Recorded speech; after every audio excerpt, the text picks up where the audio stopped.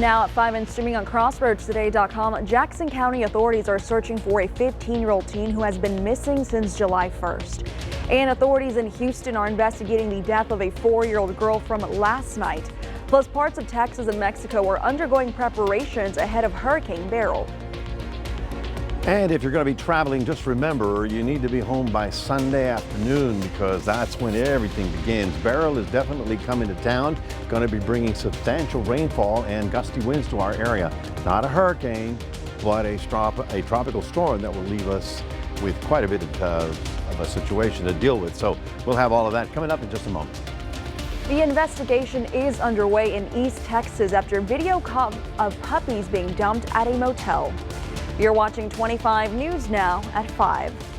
Good afternoon and thanks for being with us. I'm Karina Garcia. Authorities in Jackson County are searching for this teen, missing since July 1st. 15-year-old Allison Mears was last seen just before midnight in the Boca Chica community located in southeast Jackson County. She was wearing a black anime hoodie, black shorts, and white sneakers. The girl has brown hair, a different color than what's shown in this picture. If you have any information on her whereabouts, contact the Jackson County Sheriff's Office, 361-894-2935. A 4-year-old girl is dead after she was left inside a hot vehicle Wednesday night. KTRK reported Houston police arrived at an apartment complex on Houston's northwest side at around 6:30 p.m., where they found the little girl inside a truck suffering from heat exhaustion. Earlier in the day, the girl was with 2 women and 2 other children. When they returned home, everyone exited the truck except the little girl.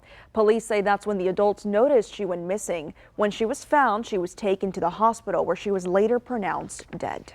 Always take precautions, try to remember where your kids are. I know some people take some precautions like leaving their phone or purse or keys to the house or something in the back seat with the children so they don't forget to check on the children before they get out of the car. It's unclear if anyone will face charges in connection to the little girl's death. Over in San Antonio, a mother is facing criminal charges after police say she left her children alone in a hot vehicle. A video on social media shows a crying boy who police say was left with his 2 siblings in a hot car Friday afternoon. A woman saw the vehicle and called 911 before she began recording. She and others rescued the children through an unlocked door. The children were not seriously hurt, but police arrested the mother, that's 33-year-old Angela Garza, when she showed up at the scene. The children are staying with other relatives for now. Parts of Mexico and southern Texas are preparing for Hurricane Beryl as it heads northwest. Beryl remains a dangerous Category 3 hurricane as it pulls away from the Cayman Islands. The storm has sustained winds of 115 miles per hour and it's expected to lose additional strength as it journeys through the Gulf of Mexico Friday. Forecasters say it will likely be a tropical storm before intensifying into a Category 1 hurricane. It's forecast to make landfall along Mexico's northeastern coast or in southern Texas Sunday night or Monday. Beryl has killed at least 16 people so far. And now let's take a look at your forecast with our chief meteorologist, Mac Bettis, who is tracking the hurricane and can give you the latest. You bet. Thank you very much. Well, for those of you that are having a great time, please go forward and enjoy the sun. It's only going to be 2 more days, though, because Beryl is definitely coming to town. Storm right now is a Category 2. It's off the coast of the Yucatan. Here are the coordinates if you're following along with coordinates, but its path is pretty much set in stone that it's going to be rolling in just below Brownsville, and then all the heavy rain starts rolling into our area, and we could see some substantial rainfall totals and tropical storm force winds up to maybe 50 miles an hour. All that coming in over the weekend, and we'll talk more about it coming up after this. Mac, thank you. A voluntary evacuation notice has been issued for RV residents and guests staying at Cameron County parks in Texas. The Cameron County judge issued a notice in preparation of Hurricane Beryl. The county also asked campers to secure chairs, umbrellas, tables, carpets, shade equipment, and other loose items that could be dangerous with high winds. Hurricane Beryl has set the record as the earliest Category 5 hurricane developing along the Caribbean Sea and moving west toward northern Mexico and parts of South Texas. The investigation is underway after 16 puppies were dumped at a motel in East Texas. It happened on May 31st. This is what he looked like on June 1st, just over 12 hours after Amy Wigington picked them up. She runs a foster dog home that was already full. But she couldn't say no to this. 10 puppies have since been brought to other homes. These are our miracle babies. This one, Elliot, and Eli were pretty lifeless when they came. Several puppies almost didn't make it. They were severely malnourished, sick with worms, and more.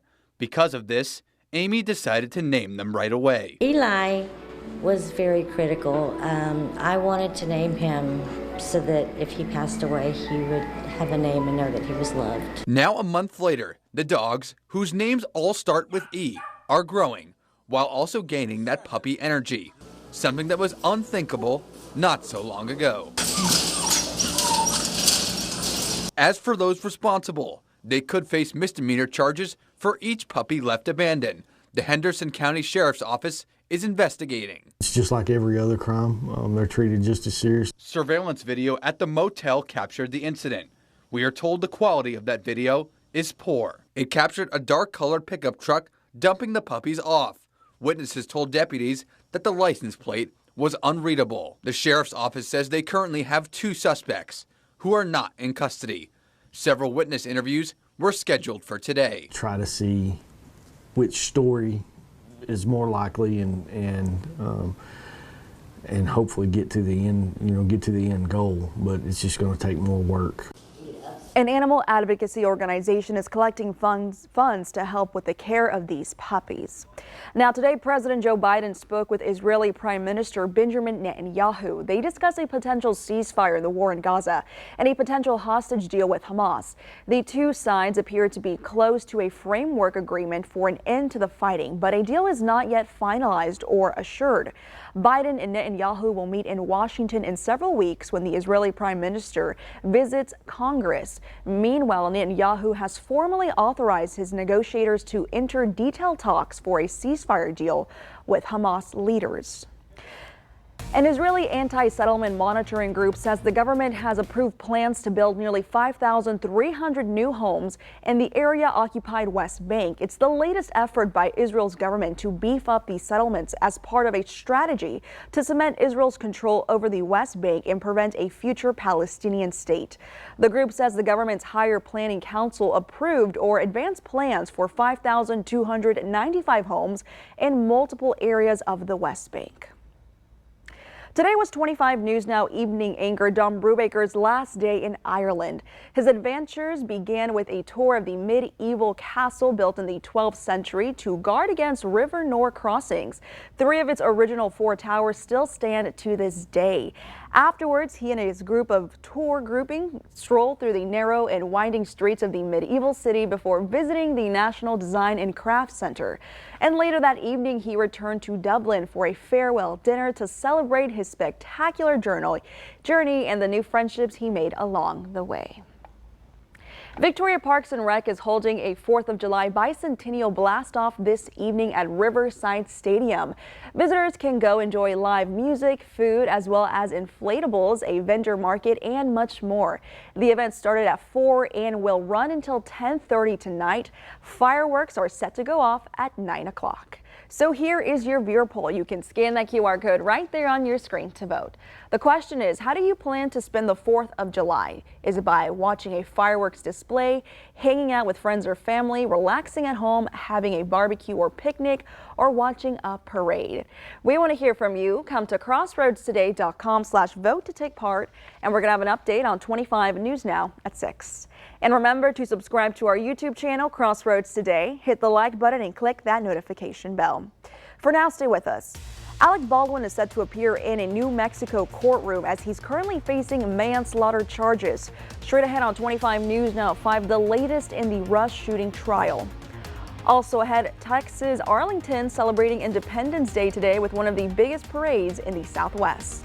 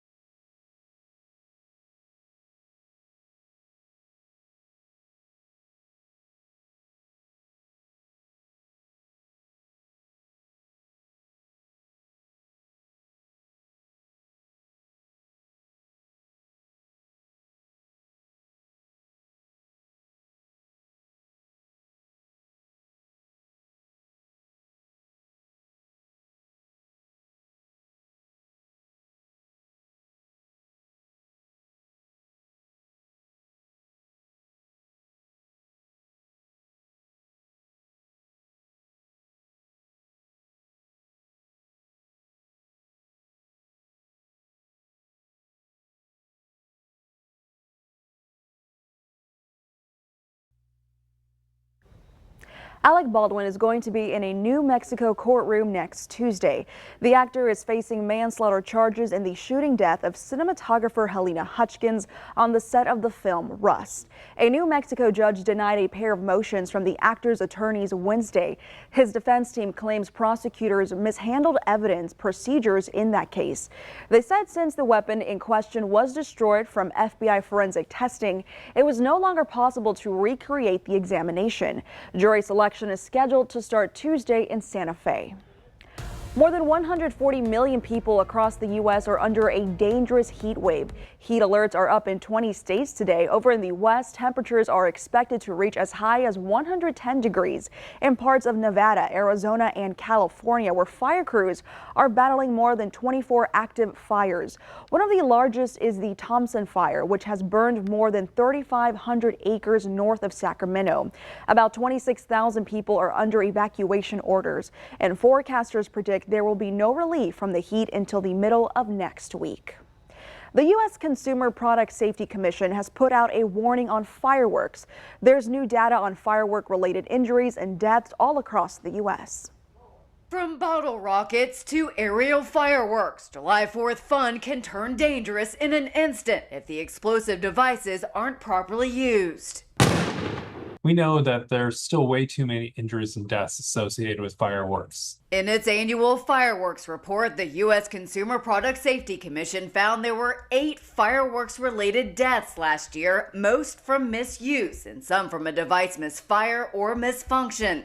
In that same time period, fireworks injured an estimated 9,700 people, with 800 of them going to the emergency room, many with burns. About 2/3 of the fireworks-related injuries happened in the 2 weeks before and the 2 weeks after the 4th of July. So now it's especially important to take some steps to keep themselves safe. The CPSC says the best way to prevent fireworks-related injuries is to go to professional displays, but if you choose to set them off yourself, don't be under the influence of alcohol or drugs. Have water handy in case of fire or other problems. Keep kids a safe distance away while lighting fireworks and setting them off. Even sparklers aren't safe in little hands. Sparklers burn about 2,000 degrees, so that's as hot as blowtorch.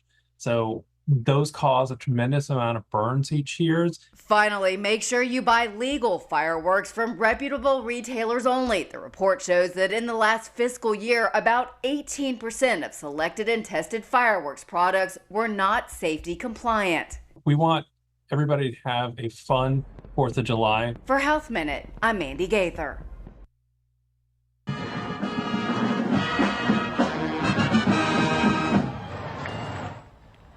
It's the day of patriotic celebrations everywhere as America celebrates the 4th of July. In Arlington, the festivities began the day with one of the biggest parades in the Southwest. The 59th yearly city parade kicked off with bands and homemade floats. Thousands of people turned out to celebrate. This year's theme was Home Run for Heroes, following the Texas Rangers World Series championship from last season. The World Series championship trophy even got its own ride on the route.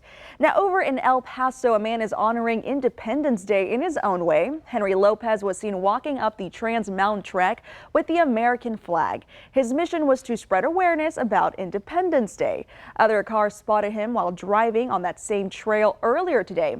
Lopez is a veteran and served in Iraq and Korea. He spoke on the response he received from drivers during his trip.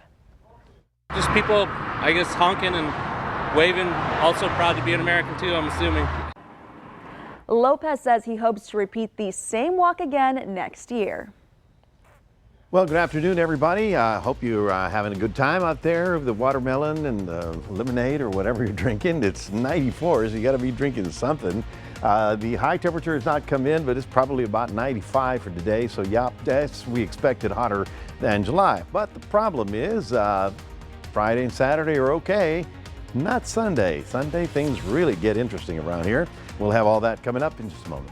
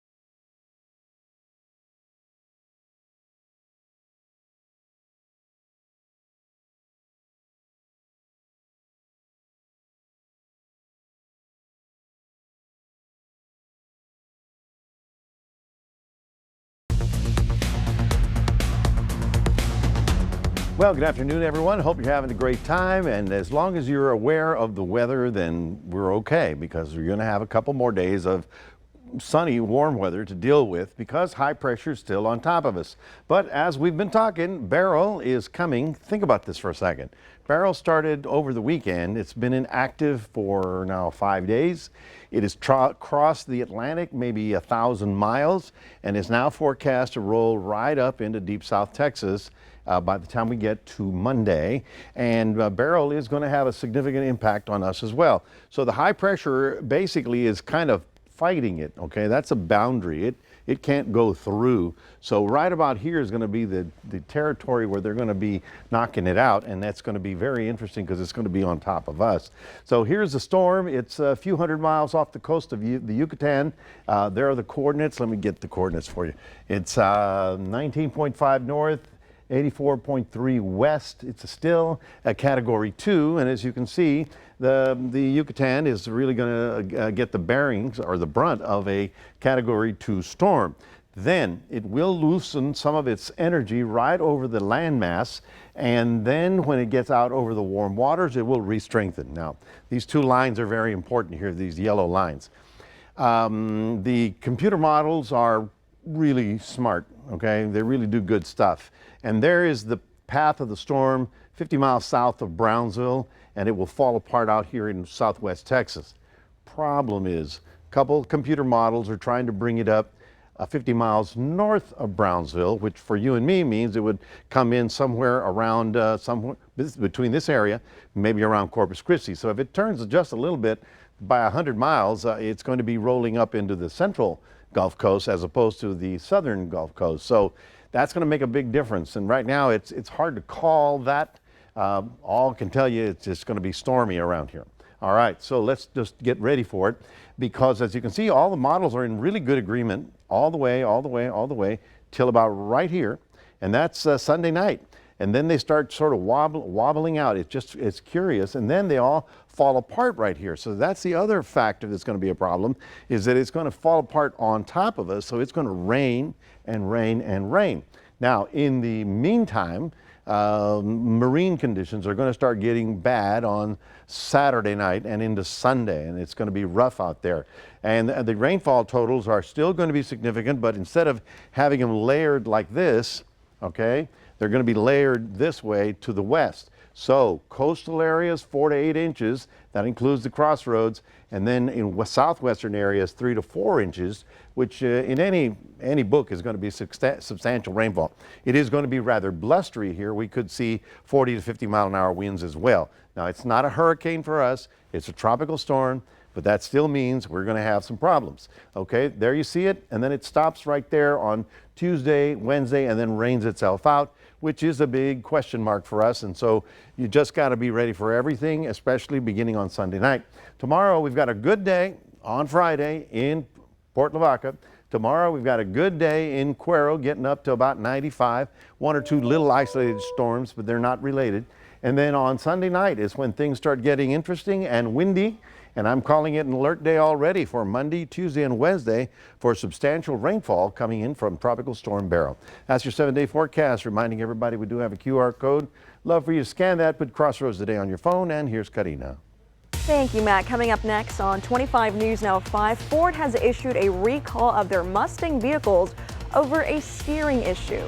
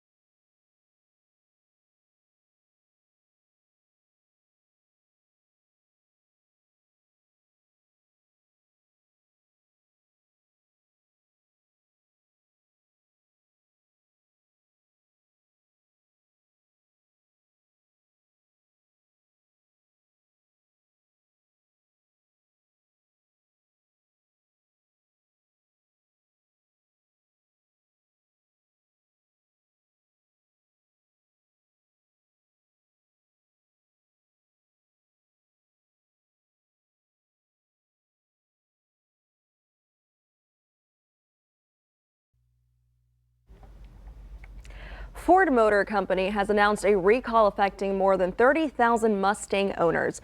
The National Highway Transportation Safety Administration says Mustangs with model years 2022 and 2023 need to be investigated. Officials say those vehicles might have an improperly calibrated secondary steering sensor that can cause the wheel to move involuntarily. This can pose a potential crash hazard. Ford is aware of 16 accident and 3 injury allegations related to this issue.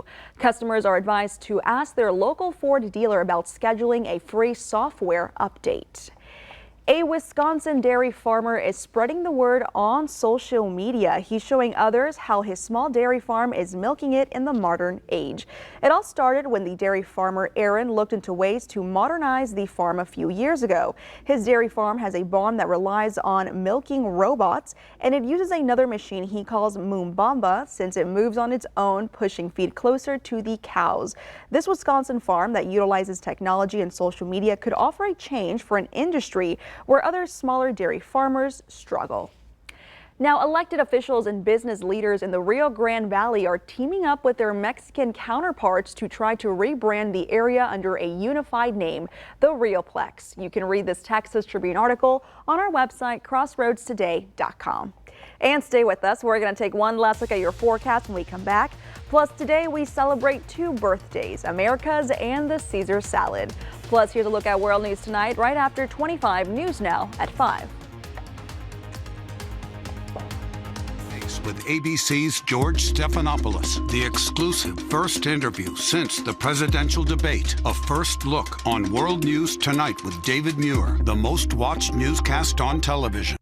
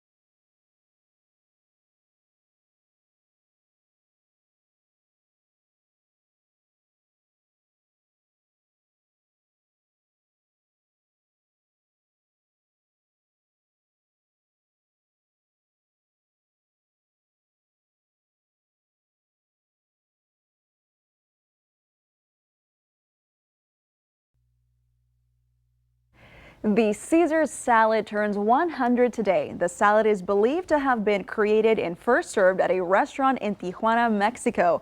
Alex Cardini III says it was his grandfather and great-uncle Caesar who came up with the original recipe. He says it was July 4th, 1924 when they put together the salad on the fly with what they had on hand for some American pilot friends. Now 100 years later, the city in the original restaurant named Caesar's is commemorating the dish with a 4-day Caesar salad festival. I would love a Caesar salad right now. and yet, So and yet, fresh. and yet, in the original, I believe they used to have a raw egg in it. Oh, yeah. I the believe that original, too. yeah, and so it really is Cesar. Cesar. Not Caesar, but that's the way it started because it started in Tijuana. Well, I've followed that story for many years. Another win for us Mexicans, huh? You bet. Hey, All right. we're all over the place. Yeah, we're taking over. Well, it's 4th of July. I hope you have a great time. It's a little on the hot side and we'll be okay for today and tomorrow. Saturday's not bad either if you're still on a holiday. The thing is, I want you to pack it up and get home on Sunday because by Sunday night, the rain will start arriving. I've got big alert days for Monday, Tuesday, and Wednesday when we could see anywhere from 4 to 8 inches of rain in the crossroads. So this is going to be a big tropical storm system, not a hurricane, So it will be gusty and it will be looking at flooding rain certainly by Tuesday. So we need everybody to just get ready for that and don't leave anything important outside in the yard. That's right. Thank you, Mac. And thank you for being with us. We hope to see you back here tonight for 25 News Now at 6. World News Tonight with David Muir is up next.